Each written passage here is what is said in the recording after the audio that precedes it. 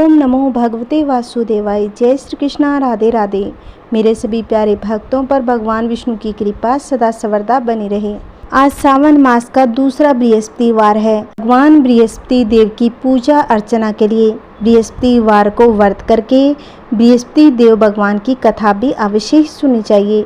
बृहस्पतिवार का व्रत करने और कथा सुनने से व्यक्ति के सभी मनोकामनाएं पूर्ण होती है। इस व्रत से धन की कामना रखने वाले को धन की प्राप्ति होती है, पुत्र की कामना रखने वाले को पुत्र की प्राप्ति होती है और घर में सदैव सुख शांति बनी रहती है। आइए भक्तों, पूरी श्रद्धा और प्रसन्नचित्त मन से आज की कथा सुनते हैं। एक समय की बात है, भारतवर्ष में एक राजा राज्य करता था। वह बड़ा ही प्रतापी और दानी था। नित्य गरीबों और ब्राह्मणों की सहायता करता था। यह बात उसकी रानी को अच्छी नहीं लगती थी। वह न ही तो गरीबों को दान देती, न ही भगवान का पूजन करती थी और राजा को भी दान देने से मना किया करती थी। एक दिन राजा शिकार खेलने वन को गए हुए थे तो रानी महल में अकेली थी। उसी समय बृहस्पति देव भगवान साधु वेश में राजा के महल में भिक्षा के लिए आ गए और भिक्षा मांगी तो रानी ने भिक्षा देने से इनकार कर दिया और कहा, हे साधु महाराज, मैं तो दान पुण्य से तंग आ गई हूँ। मेरा पति सारा धन लुटाता रहता है। मेरी इच्छा है कि हमारा सारा धन नष्ट हो जाए, फिर न रहेगा बांस और न ही बजेगी बांसुरी। साधु ने कहा, हे देवी, तुम तो बड़ी विचित्र हो। धन संतान तो सभी चाहते हैं, पुत्र और लक्ष्मी तो पापी के घर भी होने चाहिए। यदि तुम्हारे पास अधिक धन है तो भूखों को भोजन दो, प्यासों के लिए प्याऊ बनवाओ, मुसाफिरों के लिए धर्मशालाएं खुलवाओ। जो निर्धन अपनी कुंवारी कन्याओं का विवाह नहीं कर सकते, उनका विवाह करवा दो। ऐसे और कई काम हैं जिनके करने से तुम्हारा यश लोक परलोक में फैलेगा। परंतु रानी पर उपदेश का कोई प्रभाव नहीं पड़ा। वह बोली, महाराज, आप मुझे कुछ न समझाए। मैं ऐसा धन नहीं चाहती जो हर जगह बांटती फिरूं। साधु ने उत्तर दिया, यदि तुम्हारी ऐसी इच्छा है तो तथास्तु। तुम ऐसा करना कि बृहस्पतिवार को घर लीपकर पीली मिट्टी से अपना सिर धोकर स्नान करना, भट्टी चढ़ाकर कपड़े धोना। ऐसा करने से आपका सारा धन नष्ट हो जाएगा। इतना कहकर वह साधु महाराज वहां से आलोप हो गए। जैसे वह साधु कहकर गया था, रानी ने वैसा ही किया। 6 बृहस्पतिवार ही बीते थे, उसकी समस्त धन संपत्ति नष्ट हो गई और भोजन के लिए दोनों तरसने लगे, संसारिक भोगों से दुखी रहने लगे। तब वह राजा रानी से कहने लगा कि तुम यहाँ पर रहो, मैं दूसरे देश में जाऊं, क्योंकि यहाँ पर मुझे सभी मनुष्य जानते हैं, इसीलिए कोई छोटा कार्य नहीं कर सकता।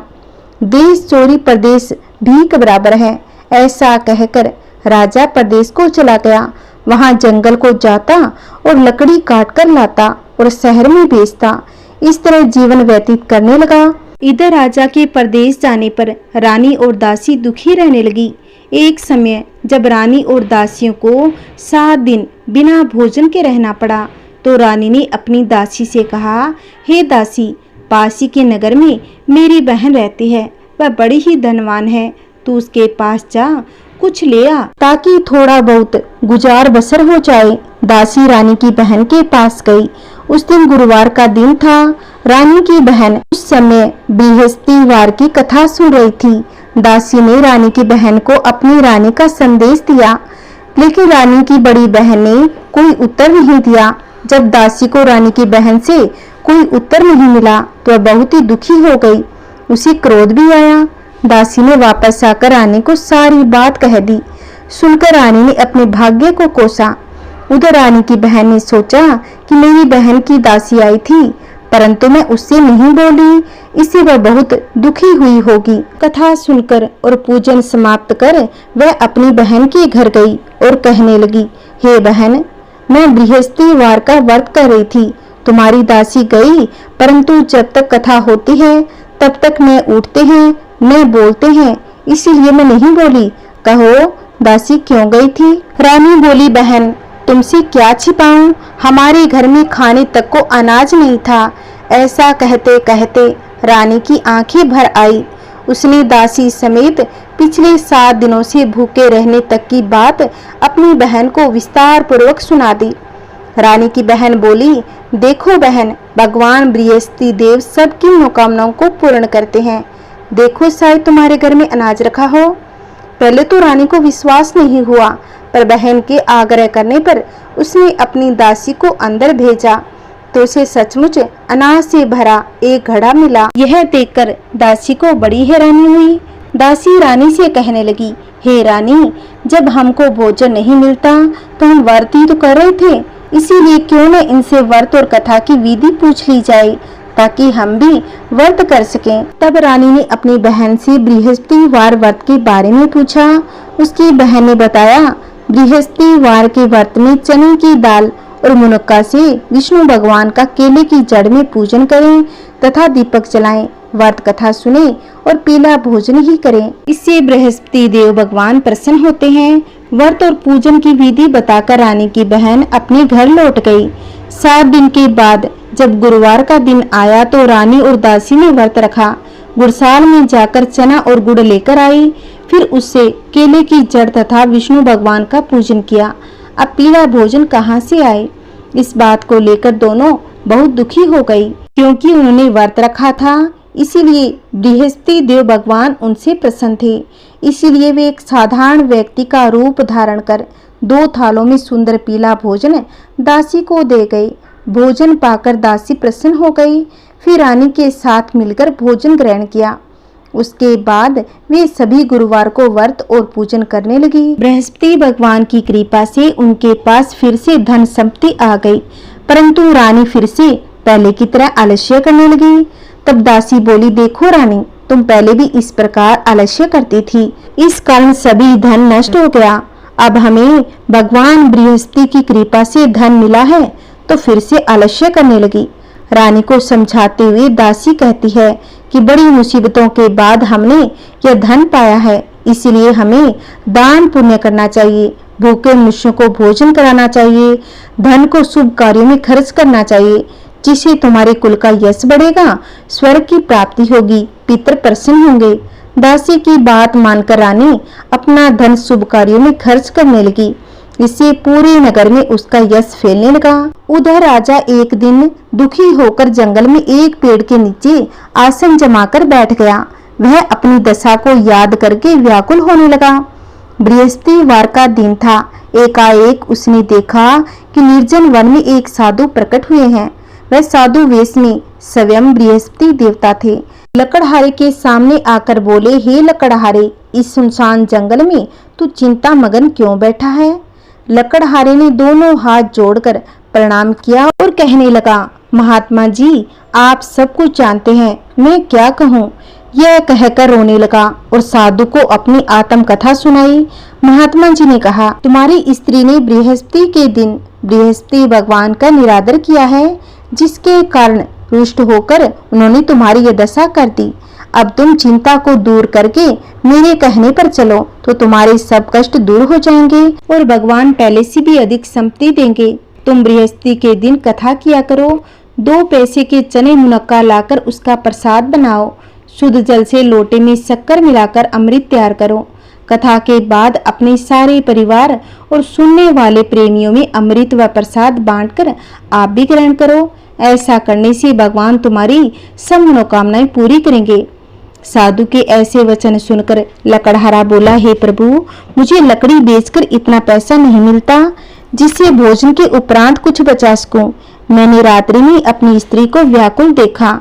मेरे पास कुछ भी नहीं जिससे मैं उसकी खबर मंगा सकूं। और मैं कौन सी बृहस्पतिवार की कहानी सुनूं, मुझे तो ये भी मालूम नहीं। साधु ने कहा, हे लकड़हारे, तुम किसी बात की चिंता मत करो। बृहस्पति के दिन तुम रोजाना की तरह लकड़ियां लेकर शहर को जाओ। तुमको रोज से दुगना धन प्राप्त होगा, जिसे तुम भली भांति भोजन कर लोगे तथा बृहस्पति देव की पूजा का सामान भी आ जाएगा। और बृहस्पति देव की कथा इस प्रकार है। प्राचीन काल में एक ब्राह्मण रहता था। वह बहुत ही निर्धन था। उसके कोई संतान नहीं थी। उसकी स्त्री बहुत मलिनता के साथ रहती थी। वह स्नान न करती, किसी देवता का पूजा न करती। इससे ब्राह्मण देवता बड़े दुखी हो जाते। बेचारे बहुत कुछ कहते थे, किंतु उसका कुछ परिणाम न निकलता। भगवान की कृपा से ब्राह्मण की स्त्री के कन्या रूपी रतन पैदा हुआ। कन्या बड़ी होने पर प्रातः स्नान करके विष्णु भगवान का जाप व बृहस्पतिवार का व्रत करने लगी। अपने पूजन पाठ को समाप्त करके विद्यालय को जाती, अपनी मुट्ठी में जौ भर के ले जाती और पाठशाला के मार्ग में डालती जाती। तब ये जौ सोने के हो जाते। लौटते समय उनको बीन कर घर ले आती थी। एक दिन वह बालिका सूप में उस सोने के जौ को फटकार कर साफ कर रही थी कि उसके पिता ने देख लिया और कहा, हे बेटी, सोने के जौ के लिए सोने का सूप होना चाहिए। दूसरे दिन बृहस्पतिवार का दिन था। इस कन्या ने व्रत रखा और बृहस्पति देव से प्रार्थना करके कहा, मैंने आपकी पूजा सच्चे मन से की हो तो मेरे लिए सोने का सूप दे दो। बृहस्पति देव ने उसकी प्रार्थना स्वीकार कर ली। रोजाना की तरह वह कन्या जौ फैलाती हुई जाने लगी। जब लौटकर जौ बेल रही थी तो बृहस्पति देव की कृपा से सोने का सूप मिला। उसे वह घर ले आई और उसमें जौ साफ करने लगी, परंतु उसकी माँ का तो वही ढंग रहा। एक दिन की बात है कि वह कन्या सोने के सूप में जौ साफ कर रही थी। उस समय उस शहर का राजपुत्र वहां से होकर निकला। इस कन्या के रूप और कार्य को देखकर मोहित हो गया तथा अपने घर आकर भोजन तथा जल त्याग कर उदास होकर लेट गया। राजा को इस बात का पता लगा तो अपने प्रधानमंत्री के साथ उसके पास गए और बोले, हे बेटा, तुम्हें किस बात का कष्ट है? किसी ने अपमान किया है अथवा और कोई कारण हो सो कहो, मैं वही कार्य करूंगा जिसे तुम्हें प्रसन्नता हो। अपने पिता की राजकुमार ने बातें सुनी तो वह बोला, मुझे आपकी कृपा से किसी भी बात का दुख नहीं है। किसी ने मेरा अपमान नहीं किया, परंतु मैं उस लड़के से विवाह करना चाहता हूँ जो सोने के सूप में जौ साफ कर रही थी। यह सुनकर राजा आश्चर्य में पड़ा और बोला, हे बेटा, इस तरह की कन्या का पता तुम ही लगाओ, मैं उसके साथ तेरा विवाह अवश्य ही करवा दूंगा। राजकुमार ने उस लड़की के घर का पता बतलाया। तब मंत्री उस लड़की के घर गए और ब्राह्मण देवता को सभी हाल बताया। ब्राह्मण देवता राजकुमार के साथ अपनी कन्या का विवाह करने के लिए तैयार हो गया तथा विधि विधान के अनुसार ब्राह्मण की कन्या का विवाह राजकुमार के साथ हो गया। कन्या के घर से जाते ही पहले की भांति उस ब्राह्मण देवता के घर में गरीबी का निवास हो गया। अब भोजन के लिए भी अन्न बड़ी मुश्किल से मिलता था। एक दिन दुखी होकर ब्राह्मण देवता अपनी पुत्री के पास गए। बेटी ने पिता की दुखी अवस्था को देखा और अपनी माँ का हाल पूछा।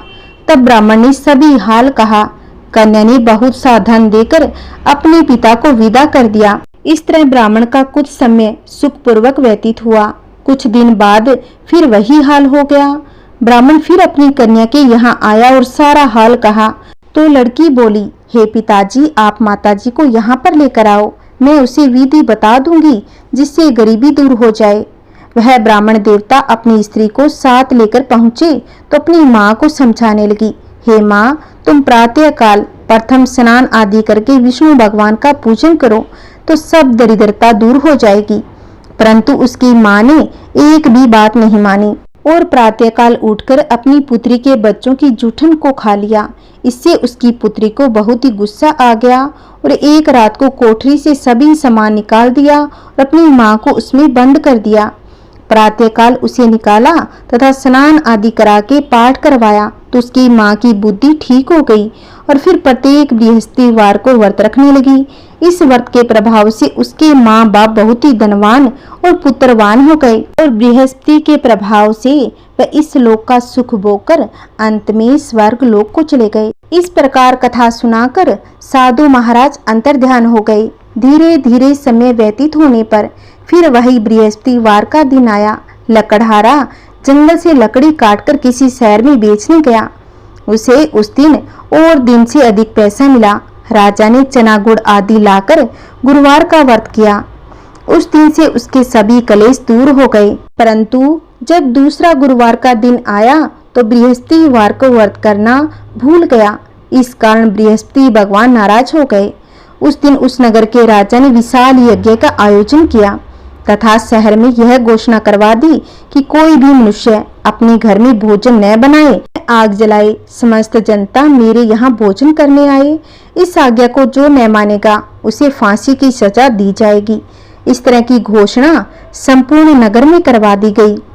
राजा की आज्ञा अनुसार शहर के सभी लोग भोजन करने गए, लेकिन लकड़हारा कुछ देर से पहुंचा, इसीलिए राजा उसको अपने साथ घर लिवा ले गए और ले जाकर भोजन करा रहे थे तो रानी की दृष्टि उस खूंटी पर पड़ी जिस पर उसका हार लटका हुआ था। वह वहां पर दिखाई नहीं दिया। रानी ने निश्चय किया कि मेरा हार इस मनुष्य ने चुरा लिया है।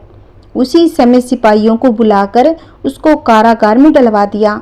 जब लकड़हारा कारागार में पड़ गया और बहुत दुखी होकर विचार करने लगा कि न जाने कौन से पूर्व जन्म के कर्म से मुझे यह दुख प्राप्त हुआ है, और उसी साधु को याद करने लगा जो कि जंगल में मिला था। उसी समय तत्काल बृहस्पति देव साधु के रूप में प्रकट हो गए और उसकी दशा को देखकर कहने लगे, अरे मूर्ख, तूने बृहस्पति देव की कथा नहीं करी, इस कारण तुझे दुख प्राप्त हुआ है। अब चिंता मत कर, बृहस्पतिवार के दिन कारागार के दरवाजे पर 4 पैसे पड़े मिलेंगे, उनसे तू बृहस्पति देव की पूजा करना, तेरे सभी कष्ट दूर हो जाएंगे। बृहस्पति के दिन उसे 4 पैसे मिले और लकड़हारे ने कथा कही। उसी रात्रि को बृहस्पति देव ने उस नगर के राजा को स्वप्न में कहा, हे राजा, तुमने जिस आदमी को कारागार में बंद कर दिया है वह निर्दोष है, वह राजा है, उसे छोड़ देना। रानी का हार उसी खूंटी पर लटका है, अगर तू ऐसा नहीं करेगा तो मैं तेरे राज्य को नष्ट कर दूंगा।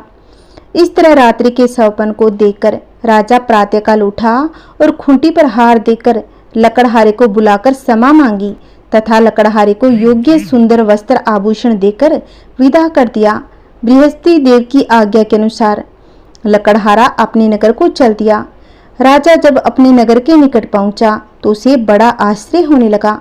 नगर में पहले से अधिक बाग, तालाब, कुएं तथा बहुत सी धर्मशाला, मंदिर आदि बन गए थे। राजा ने पूछा, यह किसका बाग और धर्मशाला है?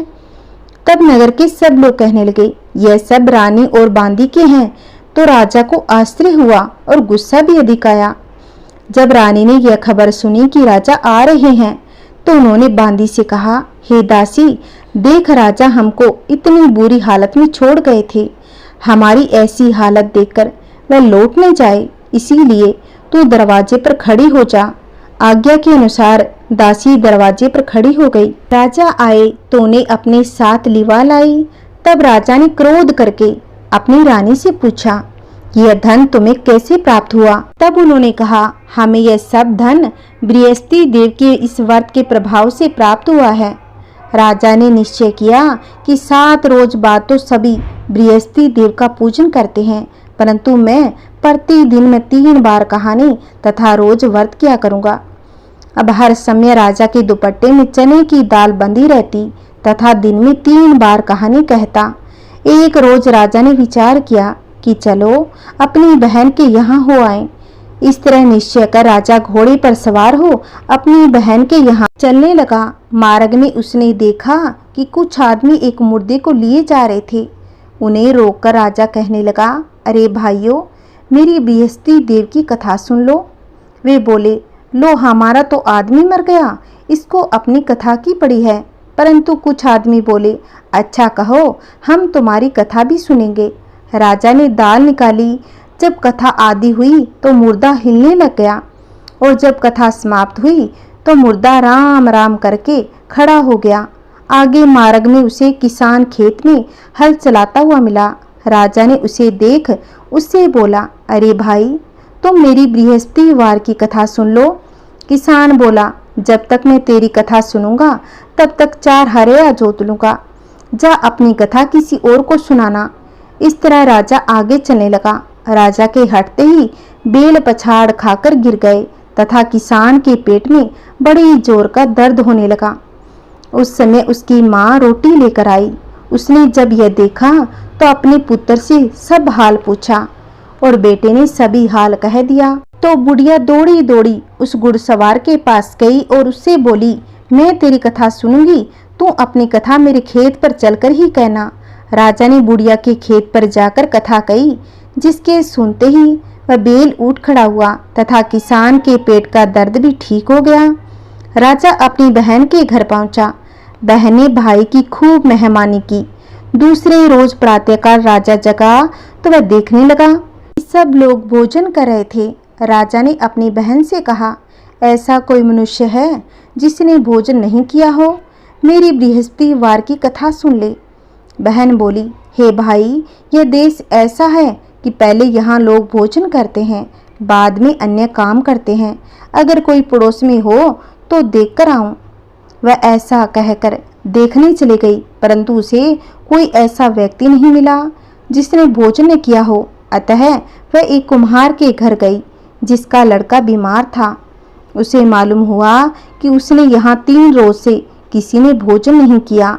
रानी ने अपने भाई की कथा सुनने के लिए कुम्हार से कहा तो वह कहानी सुनने के लिए तैयार हो गया। राजा ने जाकर बृहस्पतिवार की कथा कही, जिसको सुनकर उसका लड़का ठीक हो गया। अब तो राजा की प्रशंसा होने लगी। एक रोज राजा ने अपनी बहन से कहा कि हे बहन, हम अपने घर को जाएंगे, तुम भी तैयार हो जाओ। राजा की बहन ने अपनी सास से कहा। सास ने कहा, हाँ चली जा, परंतु अपने लड़कों को मत लेके जाना, क्योंकि तेरे भाई की कोई औलाद नहीं है। बहन ने अपने भाई से कहा, हे भैया, मैं तो चलूँगी, पर कोई बालक नहीं जाएगा। राजा बोला, जब कोई बालक ही नहीं चलेगा तब तू क्या करेगी?